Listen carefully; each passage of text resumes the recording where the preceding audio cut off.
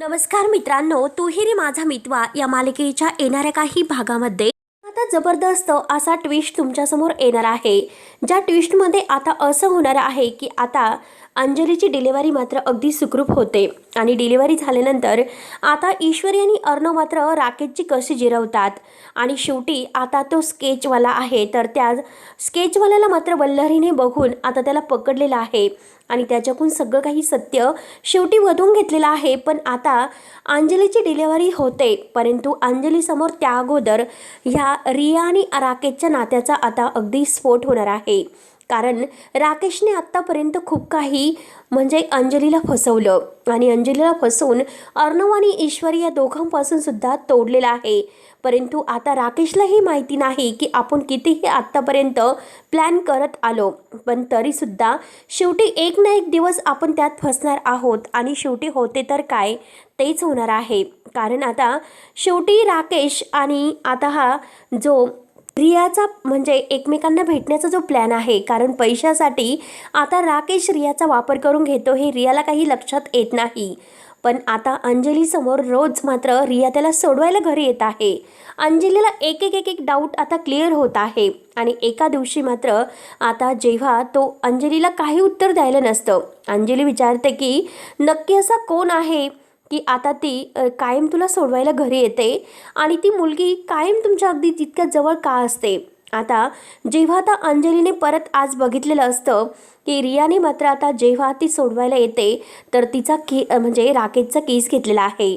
आता अंजलीला हे बघून आता अगदी तिच्या डोक्यावरून पाणी जाते.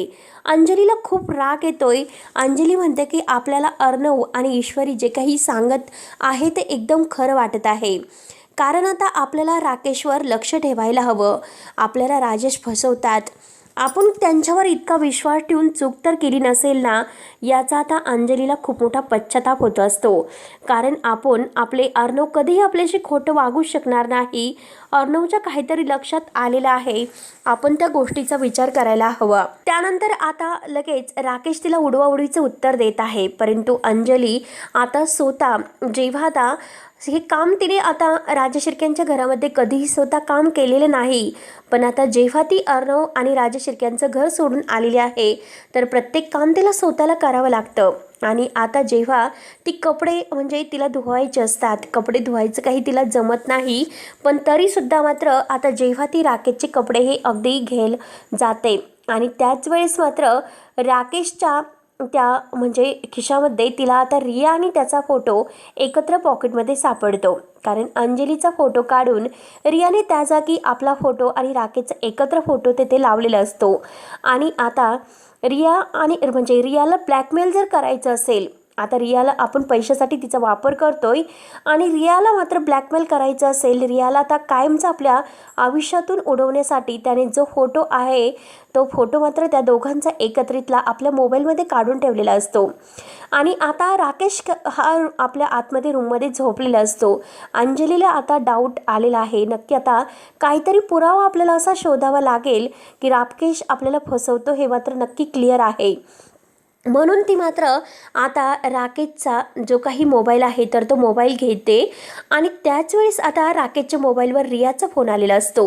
आता रियाचा अगोदर जो फोटो आणि तिने बघितलेला आहे, अंजलीने जो आता रियाचा फोटो आणि राकेशचा एकत्र फोटो बघितलेला आहे, त्यावेळेस मात्र तिच्या पायाखालची जमीन सरकते आणि तिला एक खूप मोठा धक्का बसतो. कारण आता अर्णव जे काही आत्तापर्यंत बोलत होता ते सर्व खरं आहे आणि ती आता अगदी टेन्शनमध्येच रियाचा फोन उचलते. आता राकेश झोपेत असल्यामुळे त्याला काही कळत नसतं, म्हणून मात्र आता ती रियाला विचारते की तू कोण आहे. आता रियाला विचारण्या अगोदरच मात्र रिया आता विचारून जाते की अरे सुयश डार्लिंग तू काय करतोस. आता असं ऐकल्यानंतर आता ह्या अंजलीला खूप मोठा धक्का बसतो. अंजली म्हणते की आता खरं सत्य शेवटी आपल्यासमोर आलेलं आहे. आत्तापर्यंत अर्णवसोबत जे ती वागलेली आहे हे सगळं काही तिला आठवतं. कारण आपण अर्णव आणि ईश्वरी या दोघांना ओळखू शकलो नाही, खूप मोठी चूक आपण केली. खरंच आपण असं करायला नको होतं. आणि त्या अगोदर मात्र आता तिला इतकं सर्व काही आठवते. पण आता जेव्हा अविनाश मामा आणि आजी तिला घरी घेऊन येण्यासाठी आलेले आहे, तिची अवस्था बघून आजीने तिला घरी येण्यासाठी सांगितलेलं आहे. आपल्या घरातील लोक आपल्यावर इतकं प्रेम करत असताना सुद्धा आपण ह्या आपल्या नवऱ्यावर विश्वास ठेवला आणि आपण आपली सख्खी नाती तोडली, याचं अंजलीला खूप असं वाईट वाटतं. आणि त्या क्षणी मात्र ती आता राकेश म्हणजे जे सत्य आहे तर ते सत्य तिच्यासमोर येते. म्हणून ती वॉचमन काकांना फोन करते आणि वॉचमन काकांना फोन करून ती परत राजशिर्केंच्या घरामध्ये त्यांना सोडवायला सांगते. पण त्याच वेळेस आता राकेश उठतो. राकेश उठल्यानंतर आता त्याला सगळं काही समजतं. रियाचा फोन चालूच असतो. अंजलीने आता फोन अगदी बाजूला टाकून तिला धक्का बसलेला असतो आणि चक्कर येऊन ती जेव्हा खाली पडते आणि आता तिला हे सर्व सहन होत नाही. आपण अर्णव ईश्वरीसोबत जे काही वागलेलं आहोत त्याची चूक तिला समजते आणि तिला पश्चाताप होतो. आणि वॉचमन काकांनी आता तिला सांगितलेलं आहे, अर्णव आणि ईश्वरीने तुमच्यासाठी काय काय केलं नाही. तुम्ही जरीही इकडे राहायला आलात ताईसाहेब, पण जेव्हा जे वेश बदलून तुम्हाला जेवण भरवायला आले होते, अगदी जेवण स्वतः बनवून द्यायला आले होते, तर त्या तुमच्या भावाला आणि अगदी वहिनीला तुम्ही नाही ओळखू शकले.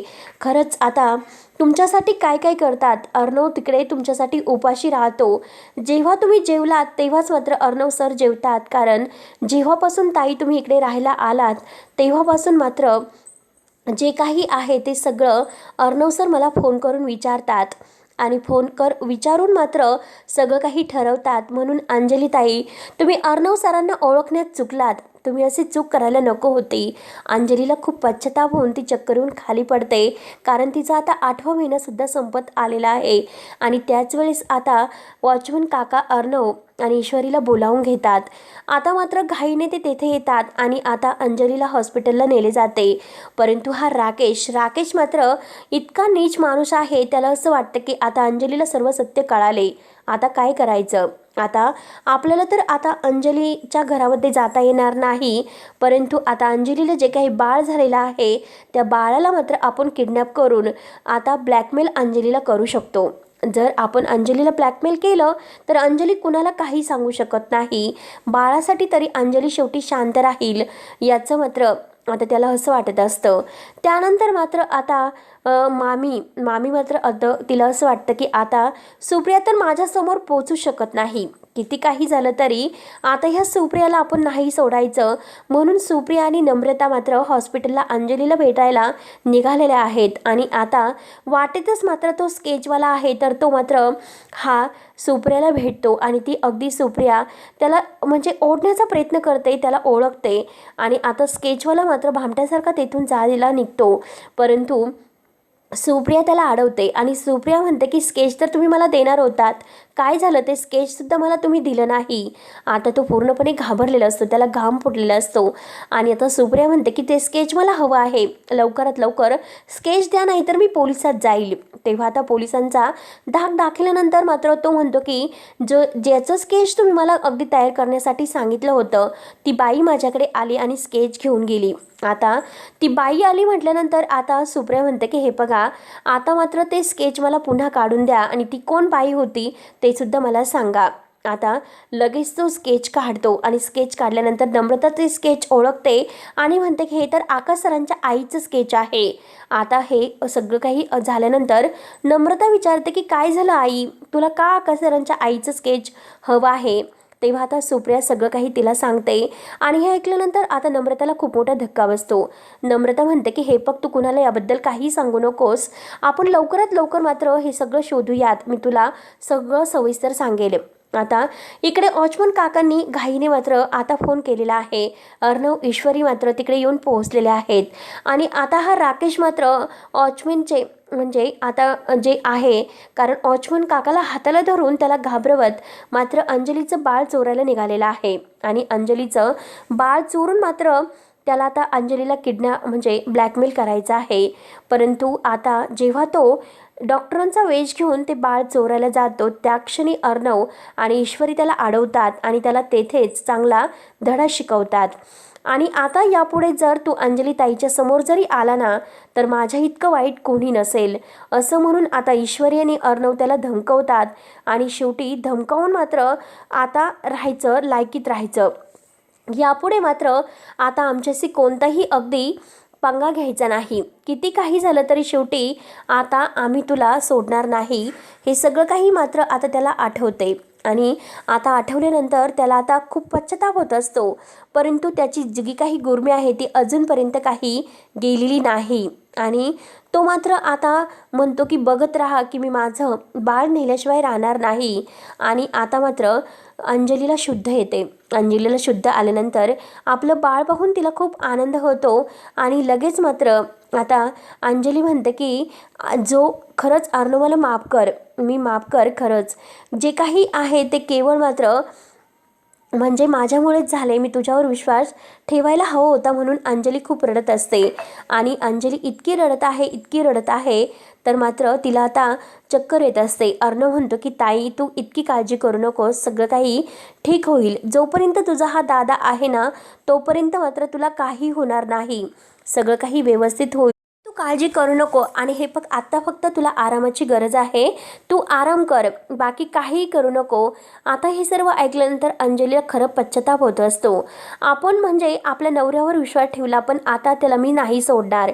किती काही झालं तरी आता शेवटी अंजलीने मात्र आता त्या रियाला अगदी अगोदर शोधून काढलेलं आहे आणि त्या रियाला मात्र भेटून ती मात्र सगळं काही ह्या राकेशचं कारस्थान बाहेर काढते.